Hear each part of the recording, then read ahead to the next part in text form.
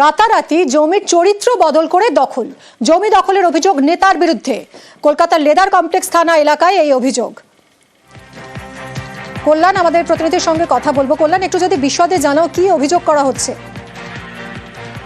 একেবারে মিমি, জানিয়ে রাখি, এই যে এলাকার কথা আমরা তুলে ধরছি, তারদাহ এলাকা, সেই তারদাহ এলাকা কিন্তু ওয়েটল্যান্ড অর্থাৎ জলাভূমি, আর সেই জলাভূমির ওপরেই কিন্তু দু মানুষ সমান পাঁচিল তোলা হচ্ছে। তারই পাশাপাশি যে সমস্ত জলাজমি রয়েছে সেই জলাজমি একদিকে যেমন দখল করা হচ্ছে, তারই পাশাপাশি চাষযোগ্য যে সমস্ত ধান জমি রয়েছে সেই ধান জমিও কিন্তু নষ্ট করার অভিযোগ উঠছে এলাকার তৃণমূল নেতা গৌতম মণ্ডলের বিরুদ্ধে।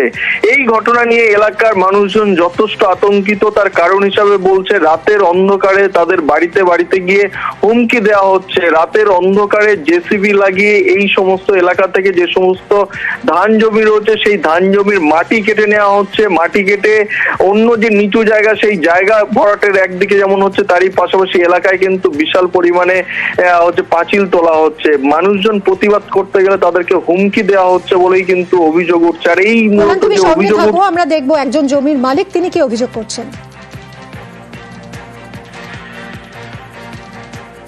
আমরা গরিব মানুষ, জোর করে নিয়ে নেবে বলছে গৌতম মণ্ডল, তাদের অঞ্চলের সম্পদ। কেন নেবে? কেন যে আমরা দেবো না বলছি, মানে আমার বাবারা 40 বছর ওইটা করে খাচ্ছে, ওইটুকু আমাদের সম্পদ, আর কোথাও নেই আমাদের জায়গা জমি। আমি এক ভাই হলো লোকজন করে অনেক খরচা করে রুয়েছি, আমার জমি অর্ধেকটা মাটি ফেলে দিয়েছে। এটা গৌতম করেছে। কেন কেন করলো? ও চাষ করবে না, জমি নিয়ে নেবে, ওরা ওই যে পাঁচিল দেবে, ওই যে খাটাল তৈরি করবে। ভিডিও লোক এসেছিল। আচ্ছা, তারা কি বলে গেছে? ওরা বলেছে জমি চাষ করো। এখন আপনারা কি চাইছেন? এখন আমার জমি আমি ফিরে পাবো, আমি চাষ করে খাবো। আমি এই লোক, আমি কি করে খাবো? আমি চাষবাস করেই তো খাবো নাকি? কথা বলবো আবার কল্যাণের সঙ্গে। কল্যাণ, এই ল্যান্ড রেকর্ডসে এই জমিগুলোর চরিত্র ঠিক কি হিসেবে দেখানো হয়েছে? একেবারে জমির চরিত্র কিন্তু জলাজমি হিসাবেই রয়েছে। তারপরও কিন্তু প্রশাসনের একাংশকে কাজে লাগিয়ে এই যে তৃণমূল নেতার বিরুদ্ধে অভিযোগ উঠছে গৌতম মণ্ডল, সে মূলত এই জমির চরিত্র বদল করছে। অন্যদিকে কিন্তু এই যে কাজ হচ্ছে, দু মানুষ সমান যে পাঁচিল হচ্ছে, সেই সমস্ত কিন্তু কোনো রকম প্রশাসনের কোনো নজরদারি নেই ওই এলাকায়, এমনটাই কিন্তু মানুষজন দাবি করছে দিনের আলোতে। আর এই নিয়েই সুর চড়াচ্ছে বিজেপি। ক্যানিং পূর্ব বিধানসভার তারদা অঞ্চলের পুরো জায়গাটাই ওয়েটল্যান্ড, জলাভূমি। বিশেষ করে ওই জায়গাতে ওখানকার যারা লোকাল লোক, তারা চাষিরা মাছ চাষ করতো, কেউ ধান চাষ করতো, তাদেরকে উচ্ছেদ করে জোর করে পাঁচিল দিয়ে সেই জায়গাগুলো দখল করে নিচ্ছে। দখল করার একটাই কারণ, সেই জায়গাগুলোতে মাটি ফেলবে এবং চড়া দামে বিক্রি করবে। তৃণমূল এটা শুধুমাত্র তারদা না, সারা পশ্চিমবঙ্গেই করে বেড়ায়।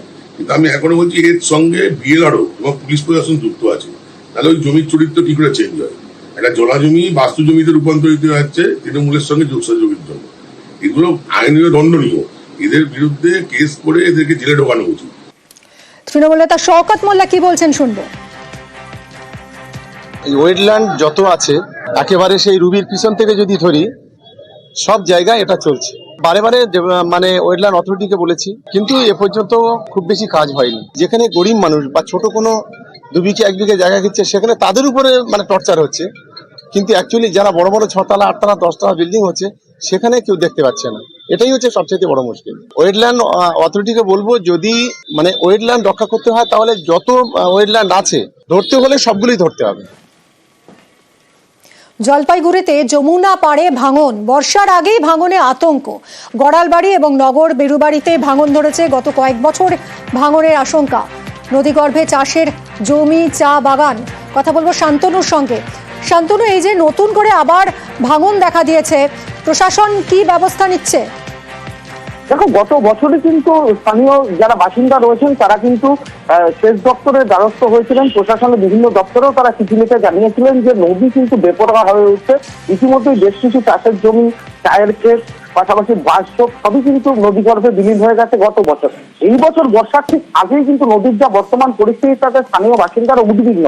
তাদের বক্তব্য যে নদী যেভাবে এগিয়ে আসছে তাতে কিন্তু গ্রাম সংলগ্ন যে সকল দলীয় স্থান রয়েছেন সেগুলোও কিন্তু ক্ষতিগ্রস্ত হতে পারে। পাশাপাশি একাধিক চা বাগান যা একেবারে নদীর কাছাকাছি এসেছে, অর্থাৎ চা বাগানের কাছাকাছি নদী চলে গেছে, সেসব চা বাগান, চাষের জমি, বসত বাড়ি সেগুলো রক্ষা পাবে কিনা সেই নিয়েও কিন্তু আশঙ্কার একটা পরিবেশ তৈরি হয়েছে। বাসিন্দারা উদ্বিগ্ন, ইতিমধ্যে প্রশাসনের দৃষ্টি আকর্ষণ করেছেন তারা, এবং বিষয়টি জানার পরেই কিন্তু জেলা পরিষদ একটা সিদ্ধান্ত নিয়েছে। আগামী মঙ্গলবার তারা জেলা পরিষদে একটা বৈঠক ডেকেছেন। সেই বৈঠকে কিন্তু বিভিন্ন নদীর সমস্যা নিয়ে যেরকম আলোচনা হবে, পাশাপাশি আলাদা করে যমুনা নদীর বর্তমান পরিস্থিতি এবং এতে এই ভাঙন কি করে প্রতিরোধ করা যায় সেই বিষয়ে আলোচনা হবে। সভাধিপতি যেটা জানালেন, মঙ্গলবার আলোচনার পর প্রয়োজনে তারা কিন্তু সেচ দপ্তরের দ্বারস্থ হতে পারে, কারণ বাসিন্দারা উদ্বিগ্ন, কারণ বর্ষার আর মাত্র 2 মাস বাকি। জুন মাস থেকে কিন্তু উত্তরবঙ্গে বর্ষা চলে আসে, সেই সময় কি ব্যবস্থা এখন নেওয়া হয় সেটাই দেখার। অনেক ধন্যবাদ শান্তনু। ভাঙন এতটাই বেড়ে গেছে যে প্রায় জমি নদীগর্ভেই চলে গেছে বেশিরভাগটাই। ঠিকই এই নদীর পাশেই বেশ কিছু বসতবাড়িও রয়েছে, এবং কি আমার নিজের বসতবাড়িও রয়েছে।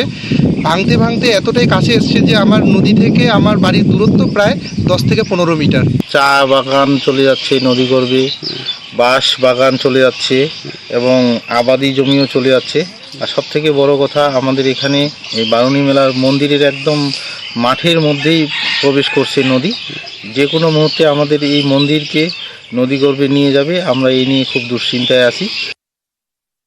এটা নিয়ে আশেপাশে জনগণ এসে বলতেছে, তো আমি এটার একটা ব্যবস্থা উপর মহলকে জানাতে চাই, এবং যাতে এটা নদীর এসে বোল্ডার দিয়ে বাইধে দেওয়া হয়।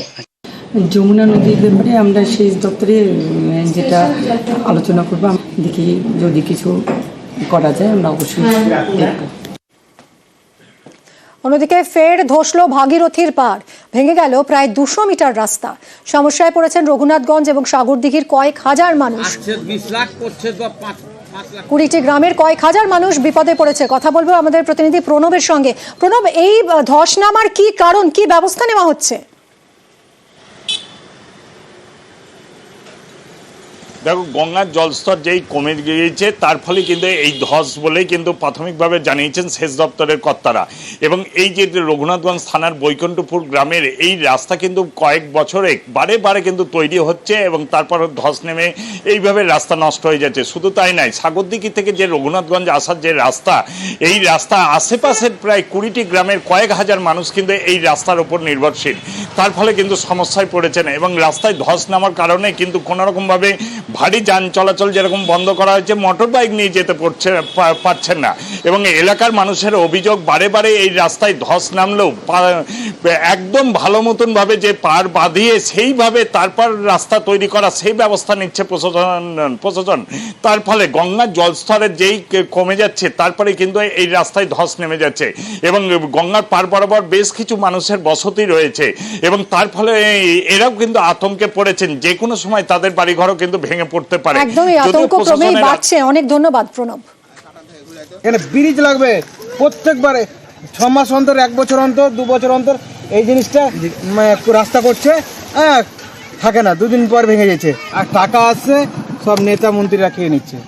রাস্তা যেভাবে লোড হয়েছে, নিজে গার্ড ওয়ালটা একটা স্পার তৈরি করলে পারে, বিম তৈরি করলে পারে, ঠেকা দিয়ে থাকলে পারে, এগুলো হয় না বা হতে পারে না। সিডিউল অনুযায়ী কি কাজ হয়েছে? কোনোদিনই কাজ হয় না। বাড়িঘরের যা পরিস্থিতি, বাড়িঘরের ওই সবাই ভয়াবহ একটা আতঙ্কের মধ্যে আছে, আতঙ্কে কাটাচ্ছে।